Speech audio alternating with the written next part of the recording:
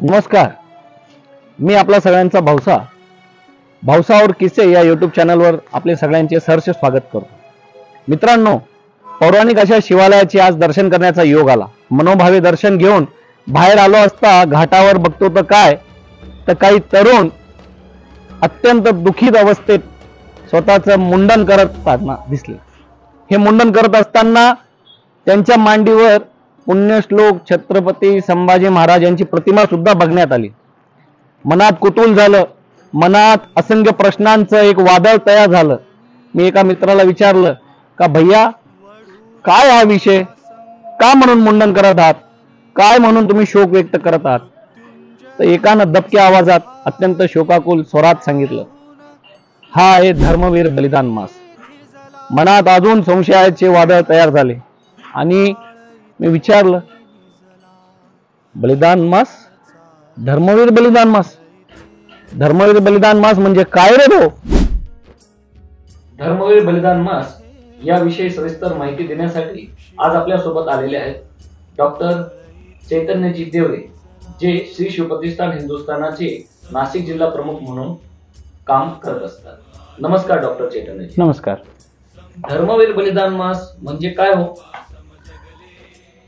पुण्यश्लोक छत्रपती श्री शिवाजी महाराज यांचे पुत्र धर्मवीर छत्रपती श्री संभाजी महाराज यांचा शोक पाळण्याचं एक राष्ट्रीय सूतक म्हणजे धर्मवीर बलिदान मास। फाल्गुन शुद्ध प्रतिपदा ते फाल्गुन अमावस्या हा संपूर्ण 30 दिवसाचा कालखंड, म्हणजे ज्या दिवशी धर्मवीर श्री संभाजी महाराजांना पकडलं होतं, त्यांच्या अनन्वित अत्याचार हाल अपेष्टा करून 30, 35, 40 दिवसांच्या त्या यातनांनंतर त्यांचा मृत्यू झाला। ते आपल्या भारत मातेला सोडून निघून गेले। हा संपूर्ण कालखंड धर्मवीर बलिदान मास म्हणून पाळत असतो। या धर्मवीर बलिदान मासामध्ये संभाजी महाराजांना ज्या ज्या अत्याचार झाले ते एक दिवस झाले नाही, ते प्रत्येक दिवशी झाले आहेत। म्हणून प्रत्येक दिवशी धर्मवीरांना श्रद्धांजली अर्पण करणं हे आपल्या राष्ट्राच्या हिताचं, भविष्याच्या वेधाचं असं सगळं असल्यामुळे हा बलिदान मास आम्ही संपूर्ण 30 दिवस सूतक म्हणून पाळत असतो। धर्मवीर बलिदान मास हे महाराष्ट्रात कधीपासून पालन केले जात आहे आणि मालेगावातही याची सुरुवात कधीपासून झाली?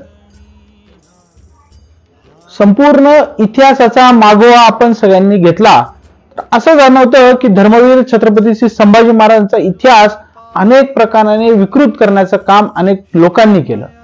ही सगळी परिस्थिती महाराष्ट्रात ज्या कालखंडात होती, त्या कालखंडात गुरुवर्य श्री संभाजीराव भिडे गुरुजींना असं वाटलं की हा दुसरा छत्रपती, हे आपले छावे यांचं चरित्र या समाजासमोर आलं पाहिजे। म्हणून 40 वर्षापूर्वी श्री शिवप्रतिष्ठान हिंदुस्थानच्या माध्यमातून गुरुवर्य श्री संभाजीराव भिडे गुरुजी यांच्या मार्गदर्शनाखाली संपूर्ण महाराष्ट्रभरासोबत हा धर्मवीर मास पाळण्याची प्रथा, परंपरा या राष्ट्राला, या देशाला त्यांनी दिली।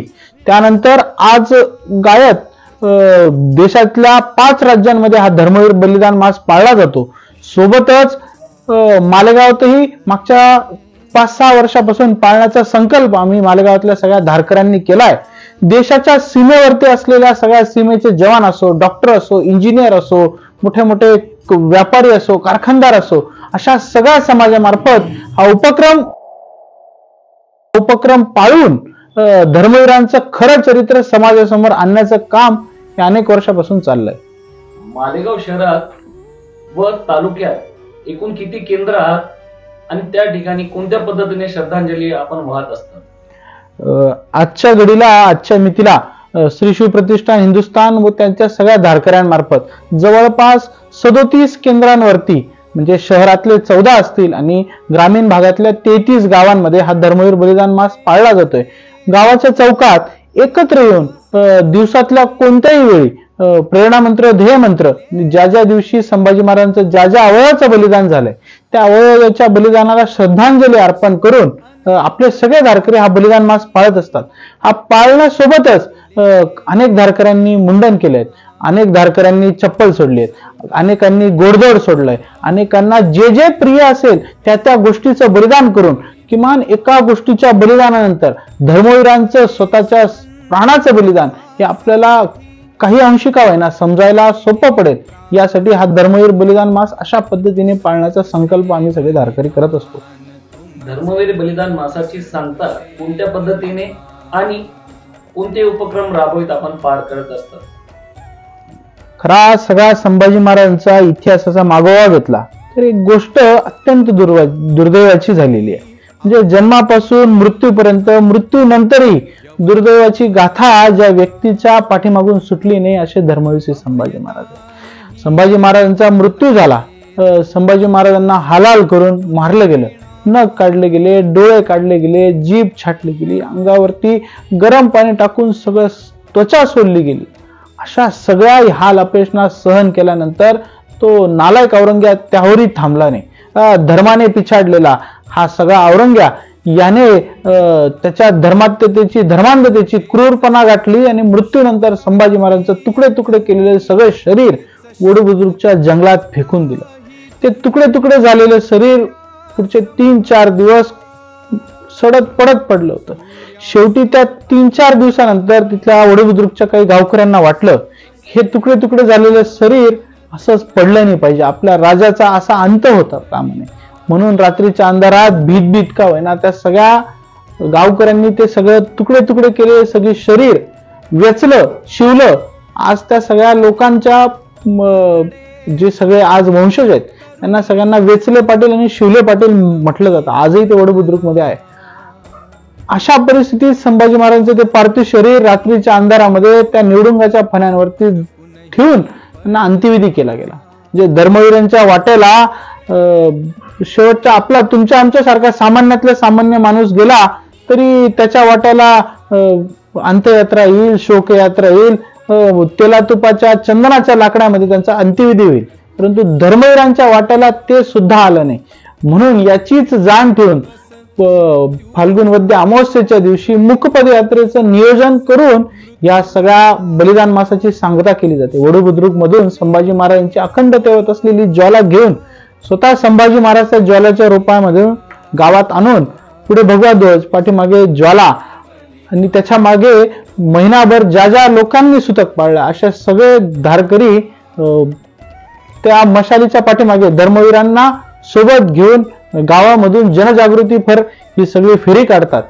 कोणताही शब्द न काढता ही सगळी मुकपद यात्रा निघते आणि एका चौकामध्ये एकत्र येऊन एका हवन कुंडामध्ये ती ज्वाला समर्पित करून या धर्मवीर बलिदान मासाची सांगता एका अनोख्या पद्धतीने करण्याची परंपरा अनेक वर्षापासून संपूर्ण महाराष्ट्रामध्ये पाळली जाते. खरंय डॉक्टर साहेब, परंतु आता एक नवीनच एक चित्रपट आपल्या समोर आला, छावा. या अंतर्गत आपल्याला इतिहास समजायला सुरुवात झाली. परंतु महाराजांवर आधारित असे कोणते पुस्तकात, असे कोणते कादंबऱ्या आहेत किंवा त्यांच्या जीवनचरित्रावर प्रकाश टाकणारे असे कोणते साधन आहेत की जे नवीन तरुणाईला सहज आणि सोप्या पद्धतीने समजायला मदत होईल? हा सगळ्यात मोठा दुर्दैवाचा प्रसंग आहे. एवढा धर्माभिमानी, एवढा राष्ट्राभिमानी, म्हणजे जगावे कसे हे शिवछत्रपतींनी शिकवलं. परंतु मृत्यूच्या वाटेवरती निर्धानपणे चालत या देवादेवाच्या धर्मासाठी, हिंदुत्वासाठी बलिदान देणारे संभाजी महाराज यांच्यावरती अत्यंत कमी लिखाण झालंय. सुरुवातीच्या काळात झालेलं दुर्दैवी लिखाण सोडलं तर आज खऱ्या रूपाने मोजके काही पुस्तक आहेत. मग सुगत शेवडे यांचं शंभूराजे पुस्तक आहे, अत्यंत छोटं सुंदर पुस्तक. जज्ज्वलन तेजस संभाजी महाराज शिवदेंचं तेही अत्यंत सुंदर पुस्तक, अत्यंत मूळ तत्कालीन पुराव्यांना सोबत घेऊन. त्यानंतर अक्षयजी चंदेल यांचं अग्निपंख हे पुस्तक असेल. अशा काही पुस्तकांमधून संभाजी महाराजांचा इतिहास आपल्याला अत्यंत सोप्या भाषेत सहज उपलब्ध समाजामध्ये आजही आहे. आपण नक्की सगळ्या लोकांनी वाचावा. धन्यवाद डॉक्टर साहेब, आपण असं अमोलिक असं आम्हाला मार्गदर्शन दिलेलं. आपण दिलेल्या मार्गदर्शनाला धरून अपेक्षा आहे मालेगाव शहरातील तमाम हिंदू बांधवांनी धर्मवीर बलिदान मास पालन करावं आणि आपल्या राजाबद्दल कृतज्ञता व्यक्त करून किमान प्रत्येक घराघरात, चौकात आणि आपण राहत असलेल्या घरात किंवा आपल्या समूहात आपण एकत्रकरण करून त्या ठिकाणी प्रत्येक दिवशी महाराजांच्या प्रती श्रद्धांजलीपर एक फुलहार अर्पण करून, एक दिवा वगैरे लावून, ध्येय मंत्र वगैरे करून आपण त्या ठिकाणी श्रद्धांजली अर्पण करून मुकपद यात्रेला मोठ्या संख्येने उपस्थित राहायला पाहिजे, हे आपलं आद्य कर्तव्य आहे. तर मित्रांनो, आज आपणास धर्मवीर बलिदान मास का पालन केला जातो याविषयी माहिती मिळालीच असेल. आपणास ही माहिती आवडली असल्यास भाऊसा और किस्से या युट्यूब चॅनलवर आपण लाईक करावे, माहितीला शेअर करावे व चॅनलला सबस्क्राईब करून आमचा मनोबल वाढीसाठी प्रयत्न करावे. जय शंभूराज.